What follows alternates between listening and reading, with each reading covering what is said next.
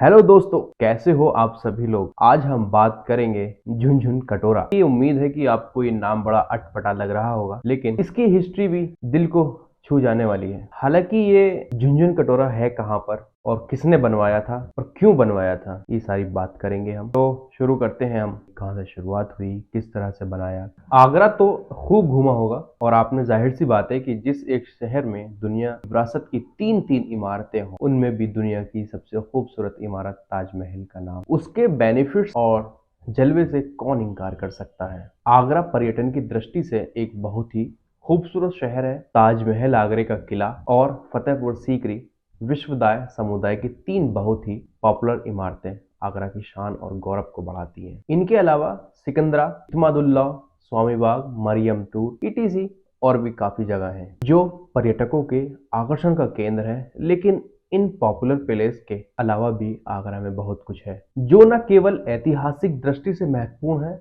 इसमें जुड़ी दिलचस्प कहानियां दर्शनार्थियों की ज्ञान विपाशा को शांत करने में भी समर्थ हैं। तो आइए आगरा और घूमिए मेरे साथ। मैं आपको ऐसी ऐसी जगह शेयर कराऊंगा जिनके बारे में बहुत कम लोग जानते हैं और बाहर से आए पर्यटकों को दिखाने के लिए पर्यटन विभाग द्वारा तैयार की गई इमारतों की सूची में तो इन स्मारकों का नाम तो शुमार ही नहीं है। तो चलिए शुरुआत करते हैं झुनझुन कटोरा से और आज जानेंगे हम झुनझुन कटोरा के बारे में। झुनझुन कटोरा आगरा के दीवानी कचहरी कंपाउंड में है। यह एक बहुत खूबसूरत इमारत है और कदाचित ताजमहल से भी बहुत, कदाचित का मतलब यह है मतलब कि लगभग ताजमहल से भी ज्यादा बहुत पुराना है। इससे जुड़ा किस्सा भी कम दिलचस्प नहीं है। कहते हैं एक बार शेरशाह सूरी से युद्ध करते हुए बादशाह हुमायूं की जान पर बन आ गई थी। वो किसी तरह अपनी जान बचाकर भाग रहे थे, लेकिन रास्ते में एक गहरी नदी आ गई। हुमायूं का घोड़ा नदी में डूबकर मर गया और गहरी नदी को पार करना हुमायूं के लिए एक बहुत बड़ी चुनौती बन गया। तब निजाम नाम के एक भिस्ती ने हुमायूं को अपनी मशक पर सवार करा के नदी पार कराई और उनके प्राणों पर आए हुए संकट से उन्हें बचाया। हुमायूं उस भिस्ती पर बहुत खुश हुआ और उन्होंने उसे वचन दिया कि जब वक्त अच्छा आएगा उसे जरूर इनाम देंगे। कुछ ही दिनों में परेशानी के बादल हुमायूं के ऊपर से हट गए और जल्दी ही हटे और हुमायूं जल्दी ही गद्दी पर आसीन हुए, मतलब चार्ज लिया। तब वादे के पक्के बादशाह को उस निजाम भिस्ती की याद आई।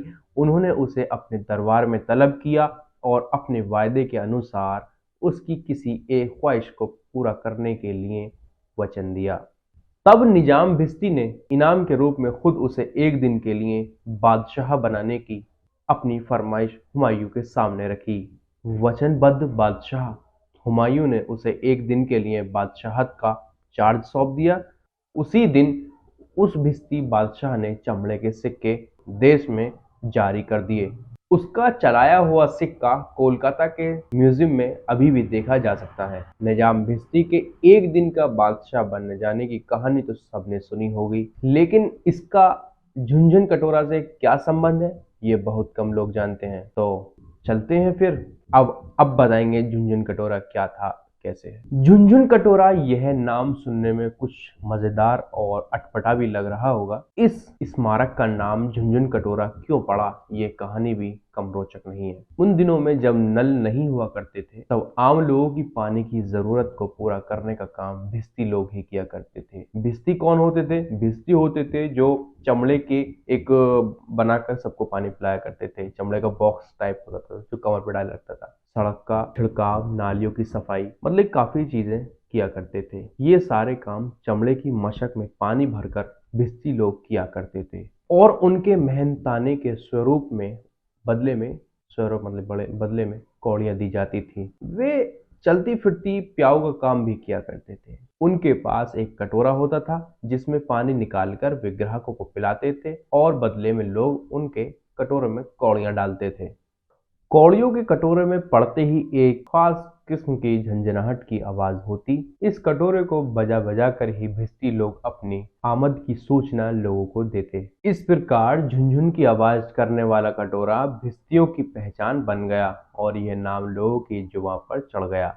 भिश्ती निजाम की मृत्यु के बाद उन्हें इसी स्थान पर उनके परिवार के सदस्यों में दफना दिया और इस मकबरे का नाम भी झुनझुन कटोरा पड़ गया।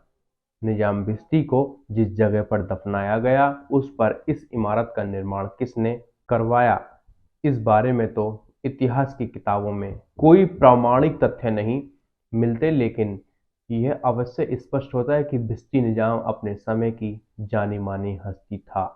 तो गाइज ये थी झुनझुन कटोरे की कहानी, और इस स्टोरी से और इस कहानी से आप लोगों को यह भी पता चल गया होगा कि देश के अंदर एक दिन का राज किसने किया था, किसने कराया था और क्यों कराया था। ऐसी ही नॉलेज पाने के लिए और ऐसी ही हिस्ट्री से ताल्लुक रखने वाली वीडियो को देखने के लिए मेरे चैनल को सब्सक्राइब करें, वीडियो को लाइक करें और शेयर भी कर दें। मिलते हैं जल्दी दूसरी नई वीडियो में, तब तक के लिए बाय।